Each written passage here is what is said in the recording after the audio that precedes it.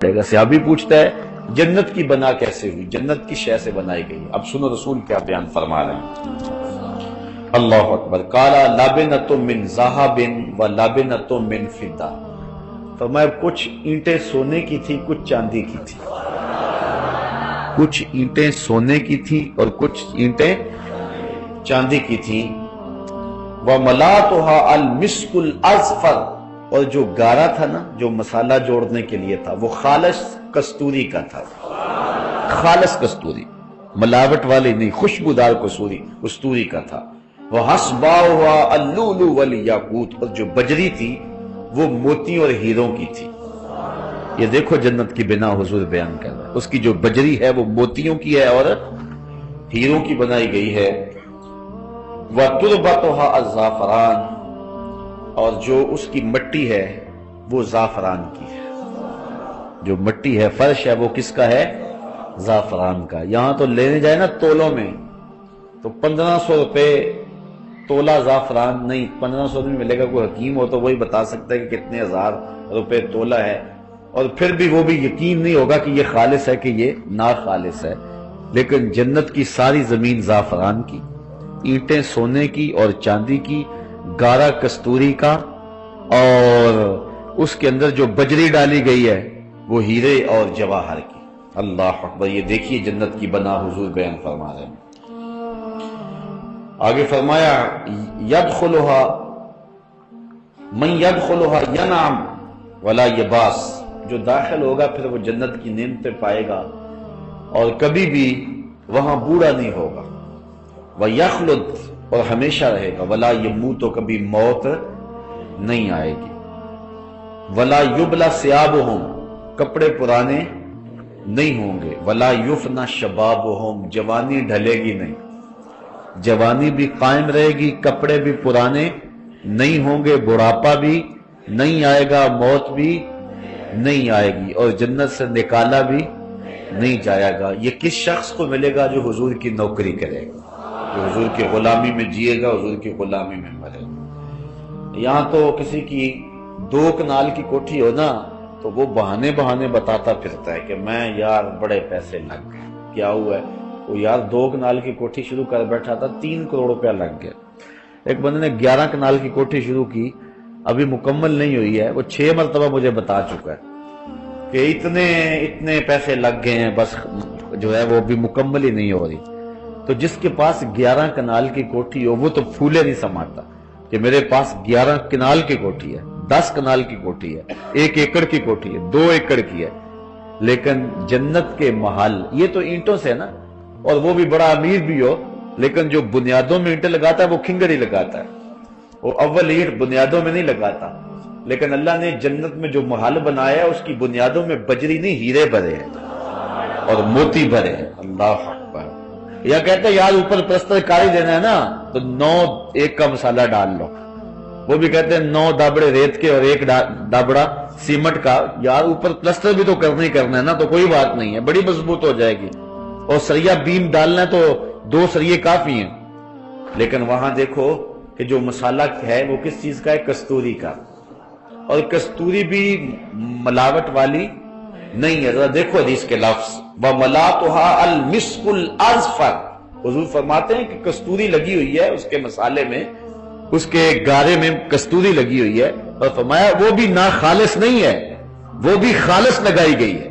خوشبودار کستوری سے وہ محل تعمیر کیے گئے ہیں جس کی بنیادوں کے اندر ہیرے اور جواہر ڈالے گئے، موتی اور یاقوت ڈالے گئے ہیں، لال اور پکھراج ڈالے گئے ہیں۔ اللہ اکبر۔ اور اس کی اینٹیں سونے کی ہیں اور چاندی کی ہیں، اور اس طرح جنت کے محل تعمیر کیے گئے ہیں۔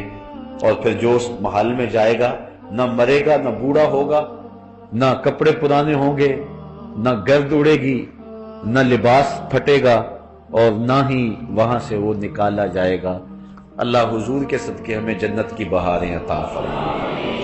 یار یہاں رہ لے جھوپڑیوں میں کوئی بات نہیں، گزر ہی جانی ہے نا، کتنی گزر گئی ہے، باقی بھی تو گزر ہی جانی ہے، جو تھوڑی سی گزر جائے گی، رہ گئی ہے گزر جائے گی۔ سودا کریں، وہ سونا سودا اللہ سے خریدے۔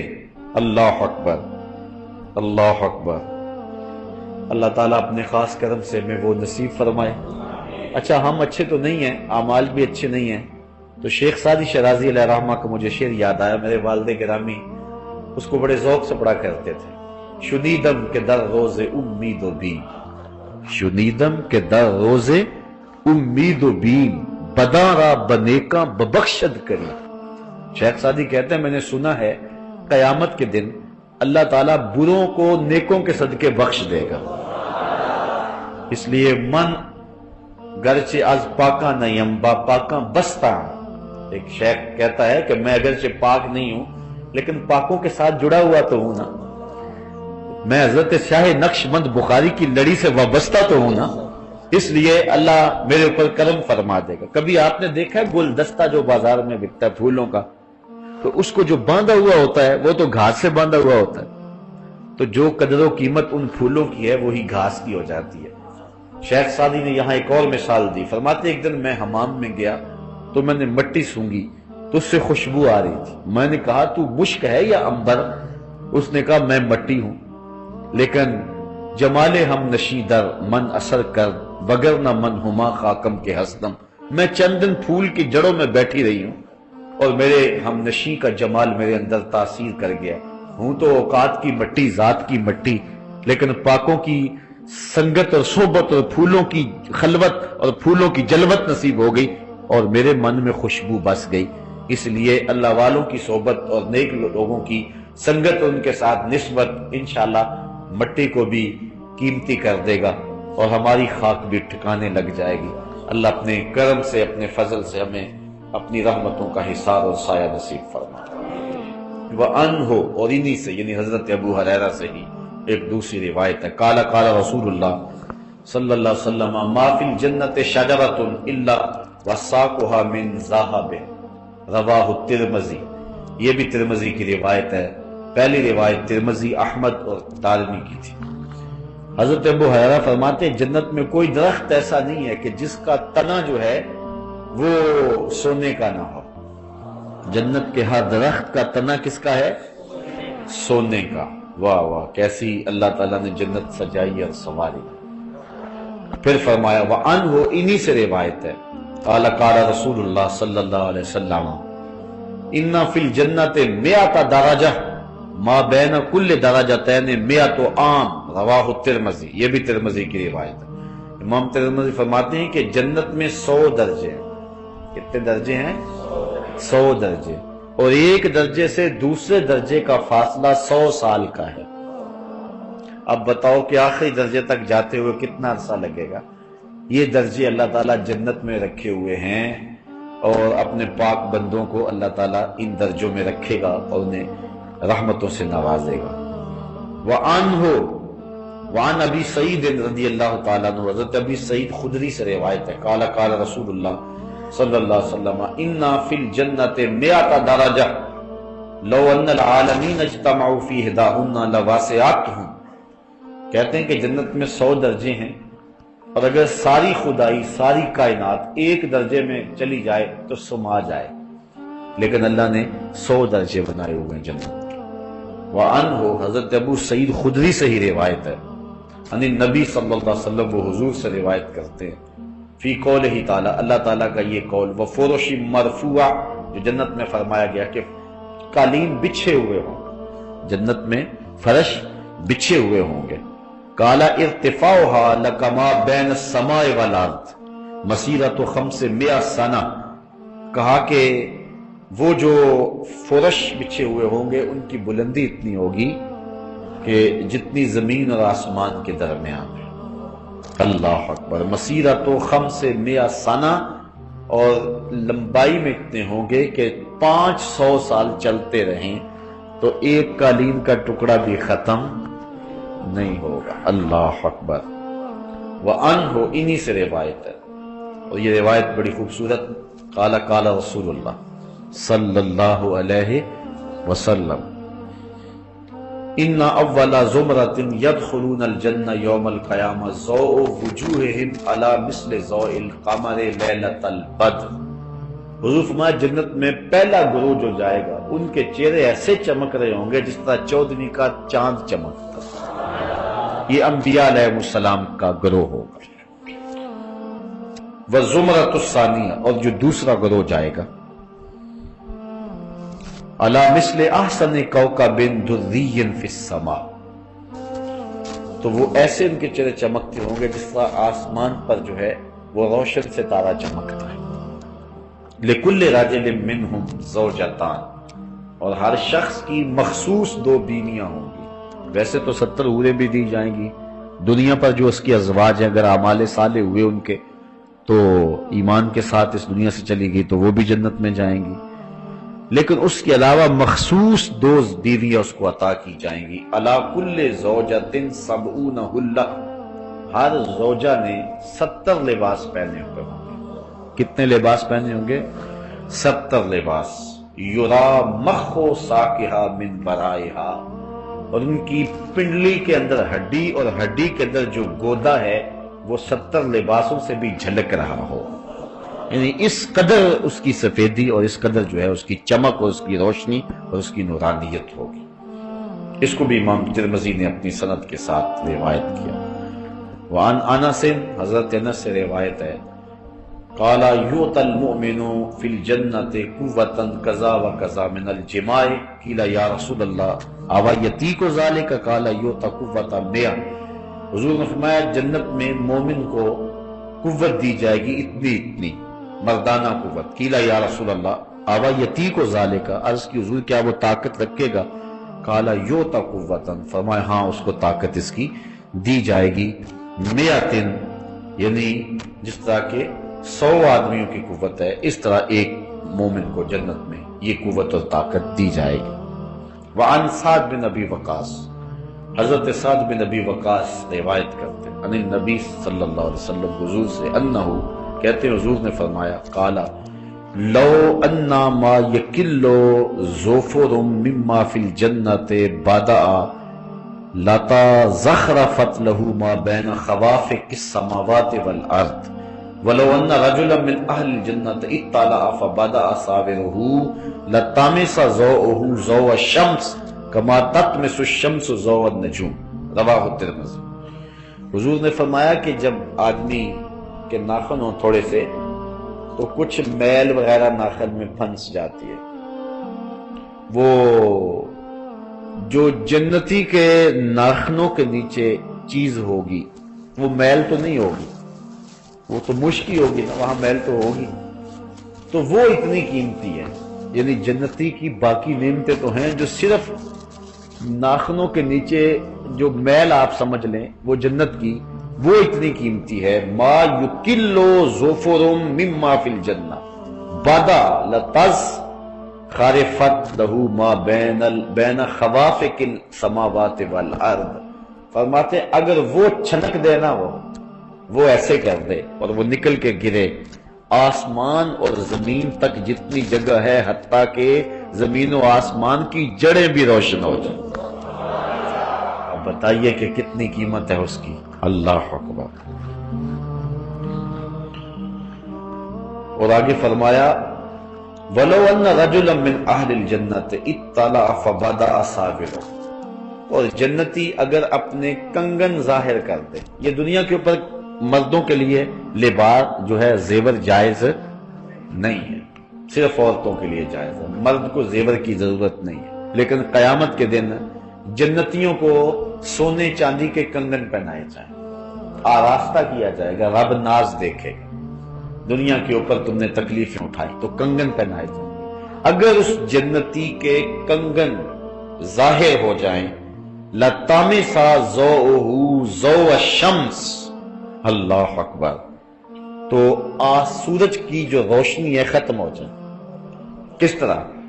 فما کما تطمس الشمس ضوء النجوم، جس طرح سورج چڑھتا ہے نا تو ستارے غائب ہو جاتے، اصل ستارے غائب نہیں ہوتے، ستاروں کی روشنی نظر ہی نہیں آتی کیونکہ سورج اتنا غالب ہوتا ہے۔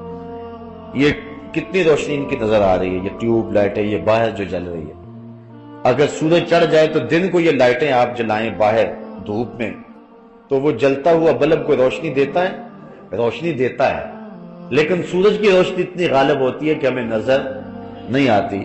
وہ زیرو کے بلب جتنا بھی چمکتا ہوا نظر نہیں آتا، کیونکہ غالب ہوتا ہے سورج۔ اسی طرح آسمان پہ ستارے ہوتے ہیں، لیکن جب سورج چمک جاتا ہے تو وہ ستارے نظر نہیں آتے ہیں۔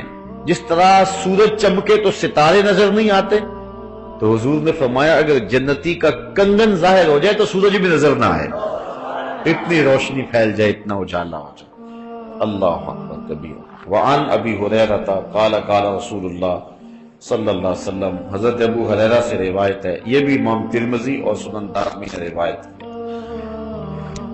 حضور نے ارشاد فرمایا اہل الجنت جرد مرد کہلا لا یفن شبابہم ولا یبلا ثیابہم، جنتی جرد اور مرد ہوں گے، یعنی جوان ہوں گے اور داڑھی اور مونچھیں نہیں ہوں گی، پورے جسم کے اوپر کہیں بھی کوئی بال نہیں ہوگا سوائے سر کے بالوں کے، ابرو کے بال ہوں گے، سر کے بال ہوں گے، چونکہ اگر یہ بھی نہ ہو تو بدصورتی ہوتی ہے۔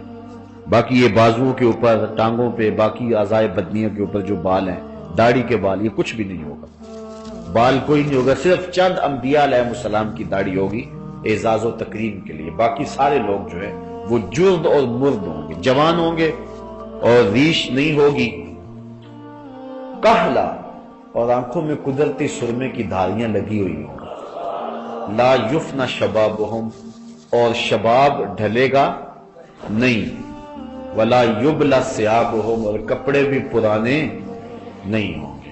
اس پر ایک اور حدیث دیکھ لیں، حضرت معاذ بن جبل روایت کرتے ان النبی صلی اللہ علیہ وسلم قال، حضور نے ارشاد فرمایا یدخل اہل الجنت الجنت جردا مردا مکحلین ابناء ثلاثین او ثلاث و ثلاثین سنۃ، رواه الترمذی۔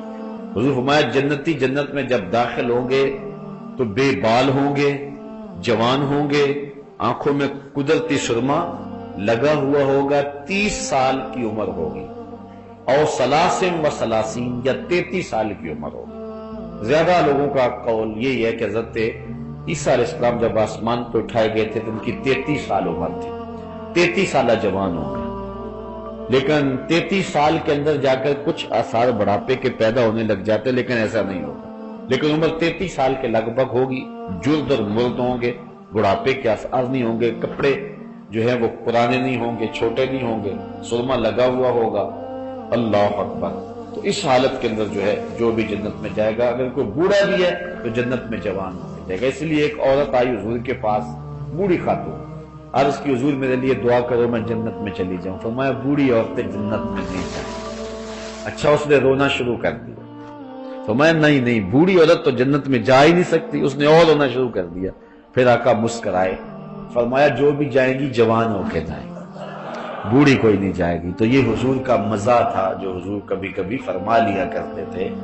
تو اس لیے یہاں اگر کسی کو گھٹنوں سے اٹھا نہیں جاتا اور کمر میں درد رہتا ہے، سر میں شدید درد ہے، پولیو کا مارا ہوا ہے، دکھوں کا مارا ہوا ہے، بڑے دکھ ہیں، تکلیفیں ہیں، لیکن جنت میں نہ کوئی تکلیف، نہ کوئی پولیو، نہ کمر درد، نہ سینے کا درد، نہ کوئی مرض، نہ کوئی بیماری۔ آج تو کسی کے کپڑے بیچارے کے پھٹے پرانے، اس دن ایسا نہیں ہوگا، کپڑے بھی نئے، لباس بھی خوبصورت، چہرہ بھی خوبصورت، چاند بھی شرمائے، سورج بھی شرمائے۔ اللہ اکبر۔ تو یہ جنت اللہ تعالیٰ نے اپنے بندوں کے لیے تیار رکھی ہے، اور بندوں کس طرف لگے ہوئے ہو؟ اللہ کہتا ہے میں نے جنت تمہارے لیے سجائی ہے، تم تصور بھی نہیں کر سکتے جو میں نے وہاں تمہارے لیے بنا دی ہے۔ تو آؤ ذرا تم جو ہے اس جنت کے لیے، لوگ آج پیرس کو دیکھنے کے لیے بے تاب ہیں، وہ جائیں نا آپ کبھی وہاں جو ایمبیسی میں، تو وہاں لوگوں کا شوق ہوتا ہے، جب وہ ملتا ہے نا جو ہے وہ پاسپورٹ ہے، تو اس وقت اس طرح دل لوگوں کے دھڑک رہے ہوتے ہیں، رنگ اڑا ہوا ہوتا ہے کہ کہیں میرا جو ہے وہ ویزا ہی نہ رہ جائے۔ اور پھر جب وہ کھولتے ہیں تو پھر اگر ویزا نہیں لگا ہوتا تو میں نے دیکھا کہ لوگ ایسے گر پڑنے لگے، اور جن کا لگا پھر وہ خوشی سے آنسو ان کے آ رہے ہوتے ہیں، جی ویزا لگ گیا یار، پیرس کا ویزا لگ گیا تو خوشی میں پھولے نہیں سمائے، تو پھر کیا مزہ ہوگا جن کا جنت کا ویزا لگ گیا، تصور بھی نہیں ہو سکتا۔ اس کے لیے اپلائی کر دو اور پھر معرفت حضور کی لکھ دو، انشاءاللہ یہ اللہ کے کرم سے یہ ویزا لگ جائے گا۔ اور جس کا لگ گیا، اللہ تعالیٰ فرماتا ہے وجوہ یومئذ ناعمہ، اس دن کچھ چہرے تر و تازہ ہوں گے اور کچھ چہرے اس دن جو ہیں وہ مرجھائے ہوئے ہوں گے۔ چہرے سے پتہ چلے گا یہ جنت میں جا رہا ہے یا جنت میں جا رہا ہے۔ کچھ چہرے ہنس رہے ہوں گے، ضاحکہ کے لفظ آتے ہیں، مستبشرہ، اور ان کے اوپر جو ہے وہ بشارت ہوگی، خوشی ہوگی، لوگ کہیں گے یہ جنتی جا رہا ہے۔ اور کچھ لوگوں کے چہرے لٹکے ہوئے ہوں گے اور سخت پریشان ہوں گے، دنیا میں تو جیسے بھی تھی زندگی، کاش کہ یہ زندگی ٹھیک ہو جاتی، لیکن اس دن پھر پچھتانے سے کچھ نہیں ہوگا۔ آج حضور نے سب کچھ بیان کر دیا، بتا دیا کیسے جنت کا نقشہ کھینچا رسول کریم نے۔ اللہ کو کثر چھوڑی، شوق پیدا ہوتا ہے کہ نہیں جنت کا؟ یہ حضور شوق دلا رہے ہیں۔ نعت خواں کہتا ہے کہ مجھے نہیں ضرورت جنت کی۔ عجیب بات ہے تجھے، میں ایک عاشق رسول کو دیکھا مدینے میں، تو وہ بڑا غصے میں تھا، وہ ایجنٹ پر میں نے کہا جی میرا ٹکٹ نہیں لگ رہا ہے۔ میں نے کہا یار تم تو کہتے ہو کہ مدینے کے بغیر جی نہیں لگتا، مدینے میں جی نہیں اب لگ رہا تمہارا۔ تو عجیب سی کہانیاں ہیں، حضور نے تحریف دلائی ہے نا، حضور نے جنت کا نقشہ کھینچا ہے۔ ایک ایک چیز یہ صحابہ کو بتا رہے ہیں، صحابہ آگے بتا رہے ہیں، حضور صحابہ، اللہ محبوب کو بتائے کہ محبوب میں نے تیرے غلاموں کے لیے ایسی سونی جنت بنائی ہے۔ محبوب آگے اپنے غلاموں کو بتائیں، غلاموں آئے ہیں دکھ تمہیں، بدر میں تکلیفیں سہی ہیں تم نے، احد میں تم نے تکلیفیں سہی ہیں، لیکن حوصلہ رکھو، تمہارے لیے رب نے بڑا کچھ بنایا ہوا ہے۔ اور پھر صحابہ آگے تابعین کو بتائیں، تابعین آگے تبع تابعین کو بتائیں، وہ آگے پھر بتائیں، وہ آگے بتائیں، وہ آگے بتائیں۔ اچھا اب آگے کہتے ہیں ہمیں لوڑ ہی کوئی نہیں جنت کی۔ عجیب بات ہے، تمہیں نہیں ہوگی، ہمیں تو بڑی لوڑ ہے، ہم تو جائیں گے جنت میں انشاءاللہ، ہمیں تو آرزو ہے، اس لیے کہ ہمارے آقا بھی تو جنت میں ہی ہوں گے نا، اس لیے حضور بھی وہاں ہوں گے۔ حضرت شیخ شہاب الدین سہروردی سے آپ کے ایک مرید نے سوال کیا۔ مرید پوچھتا ہے حضرت کہ اس دنیا میں سب سے افضل جگہ کون سی ہے؟ شیخ فرمانے لگے بیٹے وہی جگہ جہاں حضور تشریف فرما، یعنی مدینے کی وہ مخصوص جگہ جہاں جلوہ فراز۔ تو کہا پھر ہم جنت کی آرزو کیوں کرتے ہیں؟ ہم جنت کی آرزو کیوں کرتے ہیں؟ شیخ نے نہیں کہا کب ہم کرتے ہیں، اساں جنت کی کرنی ہے، شیخ نے نہیں کہا۔ کہنے لگا بیٹا جب حضور یہاں ہے دنیا پہ تو یہ جگہ افضل ہے، جب جنت میں جائیں گے تو جنت افضل ہوگی، اس لیے تو ہم جو ہے وہ حضور کے پیچھے پیچھے، جدھر جدھر حضور ہوں گے ہم بھی حضور کے پیچھے پیچھے۔ تو اس لیے یہ ہماری آرزو ہے اور یہ دعا مانگا کرو کہ اللہ جنت عطا فرمائے۔ جو کہتا ہے کہ مجھے لوڑ نہیں، مرضی اس کی، لیکن ہمیں جنت چاہیے، چونکہ اس جنت کی تحریث ہمیں حضور نے دلوائی ہے، جنت کی تحریث ہمیں حضور نے دی ہے۔ اب حضرت اسماء بنت ابی بکر رضی اللہ تعالی عنہ، حضرت ابو بکر صدیق رضی اللہ تعالی عنہ کی صاحبزادی نے بھی حدیث بیان فرمائی ہے، ذرا وہ بھی سنیں، چونکہ آج کل حضرت ابو بکر صدیق کے ایام چل رہے ہیں، لہذا کیسا گھر تھا، گھر کی بیٹیاں بھی حضور کی حدیثیں بیان فرماتی۔ حضرت اسماء رضی اللہ تعالی عنہ بنت ابی بکر قالت، فرماتی ہیں سمیت رسول اللہ، کہتی ہیں میں نے بھی حضور سے سنا ہے، کیونکہ حضور ان کے گھر آیا کرتے تھے، اور پھر ان کی سکی ہمشیرہ حضرت عائشہ رضی اللہ تعالی عنہ، یہ حضور علیہ السلام کی زوجہ محترم تھی اور یہ ادھر بھی جایا کرتی تھی۔ پھر مدینے کی عورتوں نے عرض بھی کیا تھا حضور سے، عرض کیا حضور ساری موجیں مرد ہی اڑا رہے ہیں، ایک دن ہمارا بھی مقرر کر دے، ہمیں بھی کچھ عطا فرمایا۔ پھر حضور نے ہفتے میں ایک دن خواتین کے لیے مقرر فرمایا تھا، کسی مقام پہ عورتیں جمع ہوتی تھی اور حضور جا کے انہیں ارشادات فرمایا کرتے تھے، اس لیے صحابیات نے ڈائریکٹ حضور سے سنا ہے۔ حضرت اسماء رضی اللہ تعالیٰ عنہ فرماتی ہیں سمیت رسول اللہ صلی اللہ علیہ وسلم، میں نے حضور سے سنا، وَذُكِرَ لَهُ سِدْرَةُ الْمُنْتَهَا، حضور کے سامنے سدرۃ المنتہا کا ذکر کیا گیا، سدرۃ المنتہا کا ذکر کیا گیا۔ قَالَ يَسِيرُ الرَّاكِبُ فِي ظِلِّ الْفَنَنِ مِنْهَا مِئَةَ سَنَةٍ، تو حضور نے ارشاد فرمایا سدرہ ایسی ہے کہ جس پر 100 سال اگر کوئی سوار چلتا رہے تو ختم نہ ہو۔ وَيَسْتَظِلُّ بِظِلِّهَا مِئَةُ رَاكِبٍ، یا حضور نے یہ فرمایا کہ اس کے سائے میں 100 سوار جو ہیں وہ بیٹھ جائیں تو اس کا سایہ ان کے لیے کافی ہو۔ شک کا راوی فیا، راوی کو شک ہوا ہے کہ حضور نے وہ کہا تھا یا یہ کہا تھا۔ فیہا فراش الذہب کأنّا تمرہا الکلال، اس میں جو ہے وہ چمکدار پتنگیں ہیں، فراش کہتے ہیں یہ جو شمع کے گرد نہیں ہوتے وہ پتنگے ستنگے، وہ کیا کہتے ہیں اسے، پروانے. تو فرمایا کہ اس کے اوپر جو ہے وہ چمکدار جیسا سونا چمکتا ہے، اس طرح کے پروانے. اور وہ پروانے کون سے ہیں؟ فرشتے. وہ اللہ کے نوری فرشتے جن کے پر سونے کی طرح چمکتے ہیں. جس طرح شمع کے گرد پروانے ہوتے ہیں، سدرہ کے درختوں کے ساتھ وہ فرشتے لٹکے ہوئے ہیں. اللہ اکبر. کأنّا ثمرھا الکلال. اور فرمایا کہ اس کا پھل ایسا جس طرح مٹکے ہوتے ہیں، جس طرح مٹکے ہوتے ہیں. اور مٹکوں کے اندر ایسا ہے پھل میں جس طرح مکھن نہیں بھرا ہوا ہوتا، ان بٹنوں کے اندر وہ جو ہے وہ گودا بھرا ہوا ہے. یہ ہے سدرۃ المنتہا. ویسے عربی میں بیری کو کہتے ہیں، بیری، سدر، بیری. سدرۃ المنتہا وہ بیری کا ہم شکل کوئی درخت ہے جس کے پتے ہاتھی کے کانوں کے برابر ہیں اور پھل جو ہیں وہ مٹکوں کے برابر ہیں. اور فرشتوں کی وہ حد ہے، منتہا، انتہا سے، حد سے. یہ نیچے والے جتنے فرشتے ہیں سدرہ پہ جا کے رک جاتے ہیں، آگے نہیں جا سکتے. اور جو اوپر والے فرشتے ہیں ملائے اعلیٰ کے اوپر والے، وہ اوپر سے آ کر کے سدرہ پہ رک جاتے ہیں، وہ نیچے نہیں آ سکتے. نیچے والے اوپر نہیں جا سکتے، اوپر والے وہ بارڈر ہے، سرحد ہے. جبریل چونکہ نیچے والے فرشتوں کا استاد ہے، لہذا جبریل بھی آگے نہیں جا سکتا. جبریل بھی جہاں جا کے حضور کو کہا حضور بس میں اب یہاں رک جاتا ہوں، آپ آگے جائیں. بدو گفت سالار بیت الحرام، اے حامل وحی برتر خرام.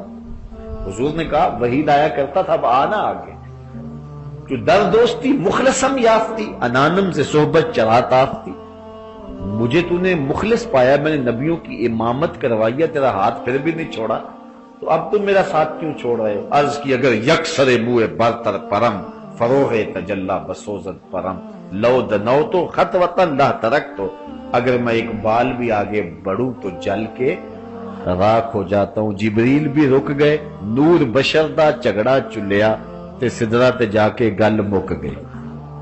کوئی فلک تے رہ یار گیا، کوئی جا سدرہ تے ہار گیا. ایک کالیاں زلفاں والا سی جڑا عرش تو بھی لنگ پار گیا. آگے معراج کا موسم آ رہا ہے، شاید آج کل چاند چڑھ گیا، آج شاید چڑھ جائے معراج کا چاند. شکر ہے کہ چلو معراج کی ابتدائی شیر سے ہو گئی، آج نہیں تو کل تو چڑھ ہی جائے گا انشاءاللہ. تو انشاءاللہ اس شیر کو یاد رکھیں. کوئی فلک تے رہ یار گیا، کوئی جا سدرہ تے ہار گیا. ایک کالیاں زلفاں والا سی، ایک سونے چہرے والا سی جڑا عرش تو بھی لنگ پار گیا. پھر کہاں تک گیا؟ اعلیٰ حضرت سے پوچھئے. خرد سے کہہ دو کہ سر جھکا لے، گماں سے گزرے گزرنے والے، یہاں خود پڑے ہیں جہت کو لالے. کوئی کیا بتائے کدھر گئے تھے، سراغ عین و متا کہاں تھا، نشان کیف و الا کہاں تھا. نہ کوئی ساتھی نہ کوئی راہی، نہ سنگ منزل نہ مرحلے تھے. کمان امکان کے جھوٹے نکتوں، تم اول و آخر کے پھیر میں ہو. محیط کی چال سے تو پوچھو کدھر کو آئے کدھر گئے تھے. وہی ہے اول، وہی ہے آخر، وہی ہے ظاہر، وہی ہے باطن. اسی کے جلوے اسی کو ملنے، اسی سے اس کی طرف گئے تھے. کمان حیرت میں سر جھکائے، عجیب چکر میں دائرے تھے. کہاں تک گئے جہاں کسی کا گمان بھی، کوئی حد ہے ان کے عروج کی. بلغ العلاب کمالہ. تو حضور نے ارشاد فرمایا کہ وہاں اس کے سدرۃ المنتہا کے جو پھل ہیں وہ مٹکوں کی طرح، چاٹیوں کی طرح، اور ان کے اندر مکھن جس طرح بھرا ہوا تھا اس طرح کا گودا. وعن انس، حضرت انس سے روایت ہے. اچھا صحابہ پوچھتے گئے، حضور بتاتے گئے. چھڑا تھا نا تذکرہ جنت کا، تو صحابہ پوچھتے رہے. سئل رسول اللہ صلی اللہ علیہ وسلم، صحابہ سے پوچھا گیا، حضور سے پوچھا گیا، مل کوثر، حضور یہ کوثر کیا ہے؟ انا اعطینک الکوثر جو کہا گیا، یہ کوثر کیا ہے؟ حضور نے فرمایا قال ذاک نہر آتانیہ اللہ یعنی فی الجنہ. فرمایا جنت میں ایک نہر ہے جو اللہ نے مجھے عطا کر دی، مجھے عطا کر دی. اشد بیاضا من اللبن، اس کا پانی دودھ سے زیادہ سفید ہے، دودھ سے زیادہ سفید ہے. وَأَحْلَى مِنَ الْعَسَلِ فِيهِ، اور شہد سے زیادہ میٹھا ہے، شہد سے زیادہ میٹھا ہے اور دودھ سے زیادہ سفید ہے۔ واہ واہ، جب چلو بھریں گے لطف ہی آ جائے گا، اتنا میٹھا، اتنا ٹھنڈا اور اتنا سفید گوڑا، اللہ خالص دودھ۔ 4 نہریں ہیں جنت میں، 4 نہریں ہیں، کوثر، تسنیم، سلسبیل، مائے معین۔ کوثر حضور فرمایا اللہ نے مجھے دے دی، یہ کوثر کی حضور شان بیان کر رہے ہیں۔ اللہ اعلیٰ حضرت فرماتے ہیں ٹھنڈا ٹھنڈا میٹھا میٹھا، ٹھنڈا ٹھنڈا میٹھا میٹھا، پلاتے وہ اور پیتے ہم ہیں، پلاتے وہ اور پیتے ہم ہیں۔ اور اعلیٰ حضرت نے ایک اور جگہ، جس کی 2 بوند ہیں کوثر و سلسبیل، ہے وہ رحمت کا دریا ہمارا نبی۔ تو کہا احلا من العسل فیہ تیر، اللہ تیرے منہ میں کوثر کا پانی ڈال دے۔ اور جنہوں نے نعرے کا جواب دیا، اللہ ان کے منہ نے بھی مائے معین، سلسبیل اور تسنیم کا پانی ڈال دے۔ اللہ خیر کرے سب کی، اور انشاءاللہ اللہ حضور کے صدقے تو جنت عطا کرے انشاءاللہ۔ بڑی امید ہے، مایوس نہیں ہے انشاءاللہ۔ گناہ گار تو بڑے ہیں، گناہ گارم و لیکن خوش نصیب۔ اس نے کہا ہوں تو گناہ گار لیکن ہوں خوش نصیب، اس لیے کہ میرے دامن، میرے ہاتھ میں دامن تو محبوب آپ کا ہی ہے نا۔ تو لج پال پریت نو توڑ دے نہیں، جدی باں پھڑ دے انہوں چھوڑ دے نہیں۔ اس لیے ہمیں امید ہے کہ ضرور اللہ خاص کرم فرمائے گا اور ہم حضور کی قربت میں انشاءاللہ جنت میں ضرور پہنچیں گے۔ اللہ ہمیں جہنم سے بچائے اور جنت عطا فرمائے۔ اللہ اکبر۔ ایک حدیث میں آتا ہے کہ پیالے ستاروں کی طرح ہوں گے، جس سے وہ جام سے کٹورے بھر بھر کے پیئیں گے۔ اللہ اکبر۔ یہاں تو بندہ کہتا ہے کہ اب 2 گلاس 3 گلاس 4 گلاس آگے تو میں پی نہیں سکتا، لیکن وہاں کوئی مسئلہ ہو گیا جتنا مرضی پیتے جاؤ، کبھی نہر پہ بیٹھ کے پیو، کبھی گھر بھی لے آؤ، کبھی پھل کھاؤ جنت کے۔ اللہ اکبر۔ چلو اللہ نے موقع دیا تو جنت میں چلے گئے تو اکٹھے کر لیں گے سب کو۔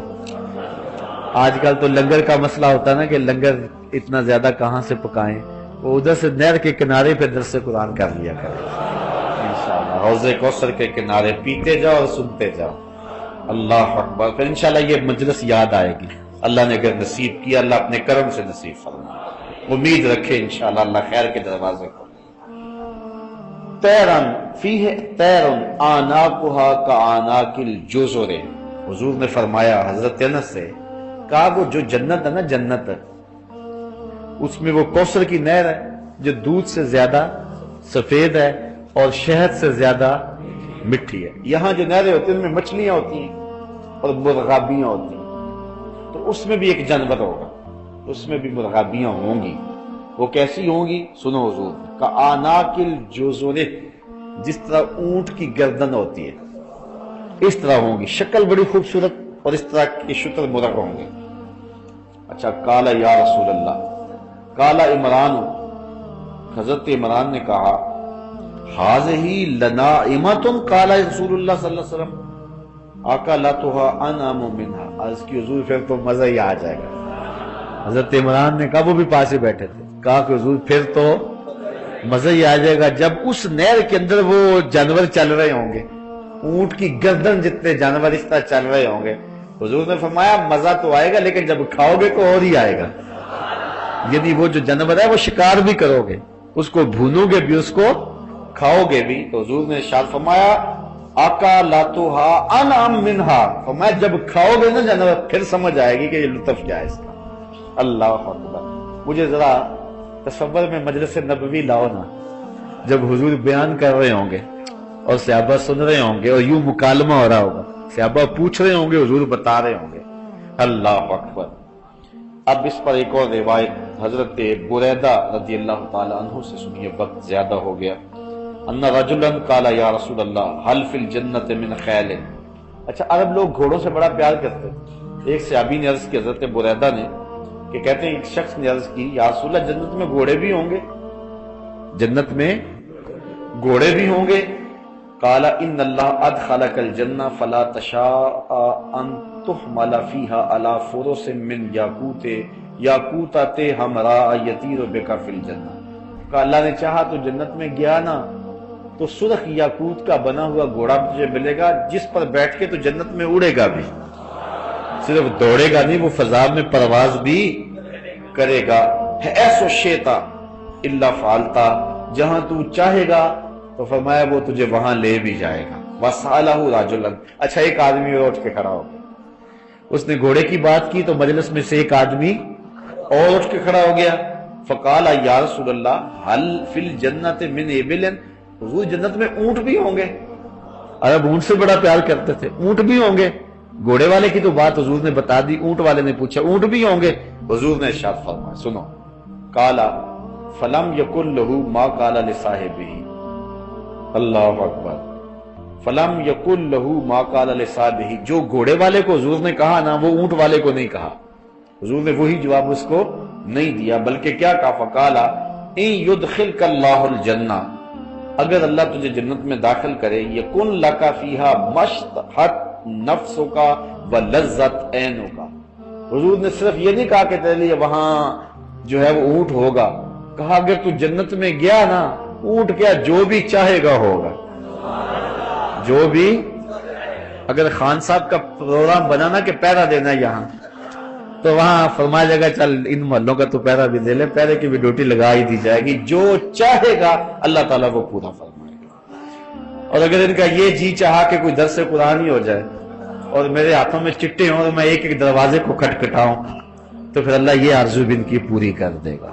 انشاءاللہ۔ اللہ نے چاہا تو جنت میں گئے تو انشاءاللہ ہماری آرزو تو یہی ہونی ہے نا، ہماری تمنا تو یہی ہونی ہے۔ اس بات میں ایک اور روایت سن لیجئے، وعن ابو ایوب، حضرت ابو ایوب انصاری روایت کرتے ہیں، اتى النبی صلی اللہ علیہ وسلم عربی، ایک دیہاتی حضور کے پاس آیا، فقال یا رسول اللہ، کہنے لگا، اچھا دیہاتی حضور کے پاس آتے تھے نا بڑے بے تکلف ہوتے تھے، جو شہری صحابی تھے وہ ہر وقت جو کہ حضور کے پاس رہتے تھے آداب نبوت جانتے ہوتے تھے، جو دیہاتی آتے ہوتے تھے بس وہ سیدھی سیدھی بات کرتے تھے، آقا کریم علیہ الصلوۃ والسلام ان کی باتوں سے بڑے معزوز ہوتے۔